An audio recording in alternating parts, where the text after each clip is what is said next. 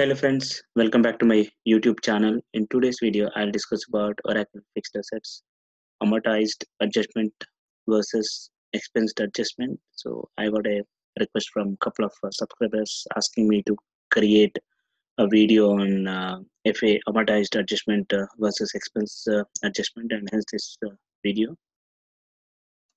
Whenever you perform a financial adjustment on an asset, whether it could be cost of change in the cost of the asset, or change in the depreciation method, or change in the life of the asset, the effect of that adjustment depends on whether the adjustment is created as an expensed adjustment or amortized adjustment.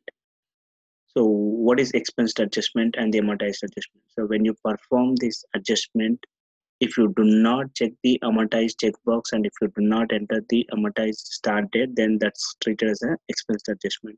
But if you check that particular checkbox and also enter the amortization start date, then it will be treated as a amortized adjustment. Once you perform an amortized adjustment, all the future adjustment needs to be amortized adjustment. That is, like, you cannot create an expensed adjustment of an asset once you perform the amortized adjustment. So all the future adjustment of an asset where an amortized adjustment is performed will be an amortized adjustment. So we'll take an example and see the difference between the expensed adjustment versus the amortized adjustment.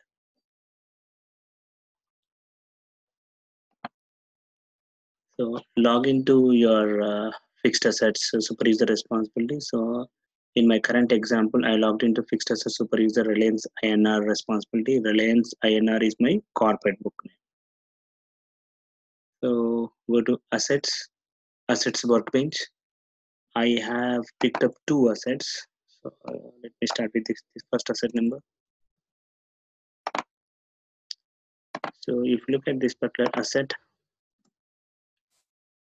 this is the asset where the current cost is 13,500. This is my depreciation method, and this is the life of the asset. So if you can check the financial inquiries, so the cost of the asset is 13,500, life is 1 year. So depreciation per month will be 13,500 divided by 12, which is 1125. Now what I'll do is I will perform the cost adjustment on this asset without checking the amortized checkbox.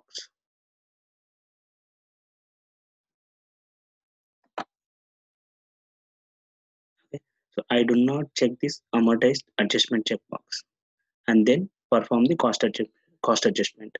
So it could be any kind of a financial adjustment. So I'll take the cost adjustment as an example. I'll update the cost of the asset from 13,500 to 15,000, and then let's see what will be the impact of this particular adjustment on the depreciation.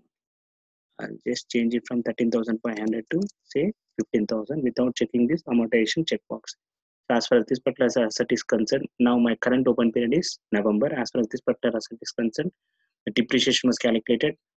I mean, this particular asset was added in 17th September 2018 DPIS, which is date listed service, within a prorate data 1st October 2018. So that means the depreciation has been calculated for this particular only for 1 month.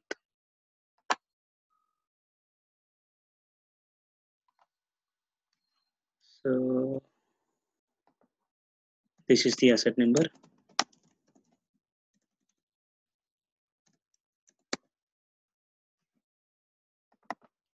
So the cost of initial cost of the asset is 13,500. Life is 12 months. So depreciation per period is 13,500 divided by 1125. Now I have increased this cost of the asset from 13,500 to 15,000. So when you increase the cost of the asset, or when you perform a cost adjustment without mentioning amortization start date, the effect of this adjustment will be from the days placed in service, that is from the first month. So now the updated cost of this particular asset is 15,000. The life is same 12. So ideally now the depreciation per period for this particular asset should be 15,000 divided by 12, 1,250. So for October period, which is the first period for this particular asset, the depreciation was already calculated as 1125. but as per the updated cost, the depreciation per each period, including October, should be 1250. So that means now for all the periods from November, because I'm performing this particular cost adjustment in the November, the depreciation will be 1250. But as far as the October is concerned, where the depreciation is already calculated as 1125 and the period is already closed, there is a catch-up depreciation which system will calculate, and the system is going to include that particular catch-up depreciation in the month of November. So the catch-up depreciation is ideally the depreciation for October should be 1250, but system has calculated 1125. So 1250 minus 1125. So 125 is the catch-up depreciation which system should calculate for October, and as the October period is already closed, this 125 catch-up depreciation will be included in November. So now when I run the depreciation for November period, as far as this asset is concerned, the depreciation should show as 1250 plus 125, which is 1375. And for all the remaining periods, it will be 1250. So remaining periods will be, this is 12 period, this is 12th period, this is 11th period, and remaining periods will be 10 periods. So be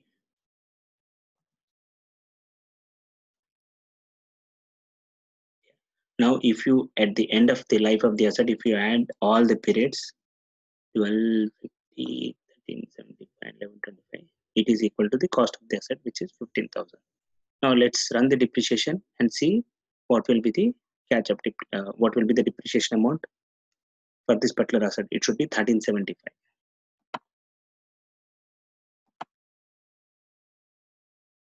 For running up depreciation, go to depreciation, run depreciation, select your corporate book. Reliance INR is my GL ledger name, and Reliance corporate book is the FA book which is linked to this particular ledger. So I am running the depreciation for Reliance corporate book without closing the period. The reason why I am not closing the period is I want to perform few more iterations by taking another asset.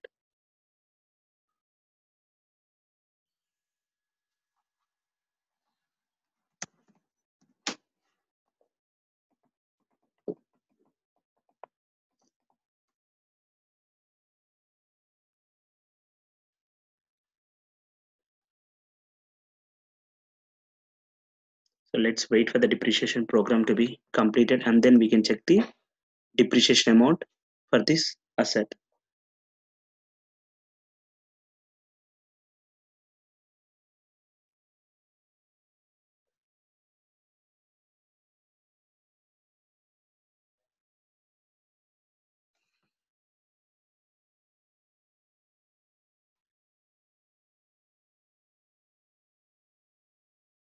Yeah, depreciation is completed. And that's when we need not wait for the journal entry reserve ledger program to be completed. We can straight away now check the depreciation numbers for this asset as the depreciation run program is completed. Assets workbench, and this is my asset number. Click on financial. You can see the depreciation as far as the number is concerned, 1375. This is the 37. And for the future month, that is December, January, and February, and for the future months, it will be 1250. As I said, like if you add up the depreciation for all the periods, it will be 15,000. Now we will take another asset as an example, and I'll perform the amortized adjustment on this particular asset. And now we'll see the difference in the way system calculates the depreciation. Again, even as far as this asset is concerned, again it's the cost of that asset is 13,500. The life is 1 year, which is 12 months, and the depreciation per period will be 13,500 divided by 12, which is 1125.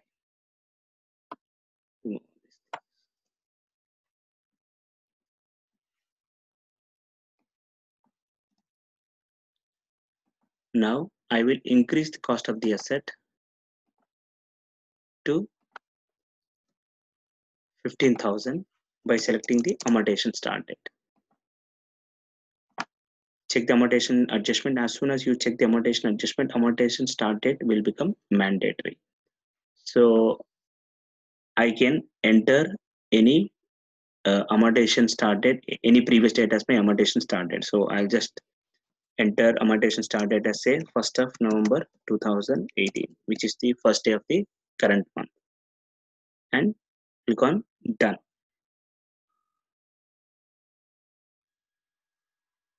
Okay.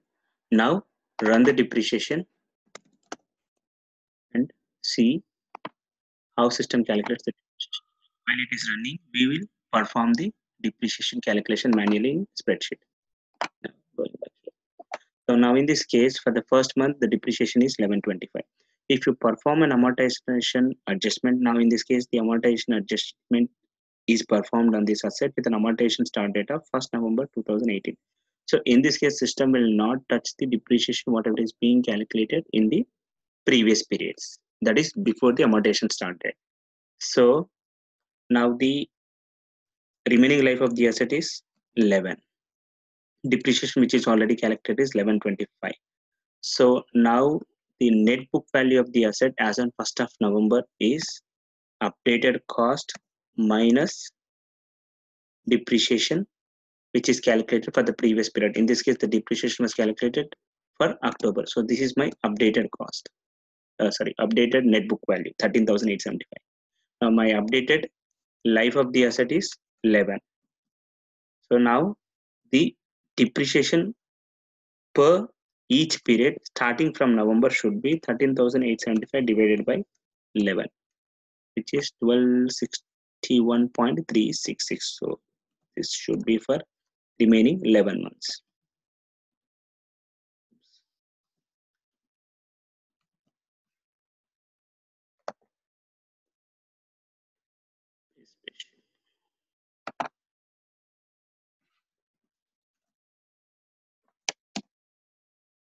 Twelve 61.36. So this will be the depreciation for the next remaining 11 months. So let me count. Is it 11? Okay. Now at the end of the life of the asset, if you add up all the depreciations, you will be able to see it as 14,999.9636. I mean, just a rounding difference. So it is equal to the cost of the asset 15, which is 15,000. Now let's see if system calculates the depreciation for November as 1261. So there is no catch-up depreciation in this case.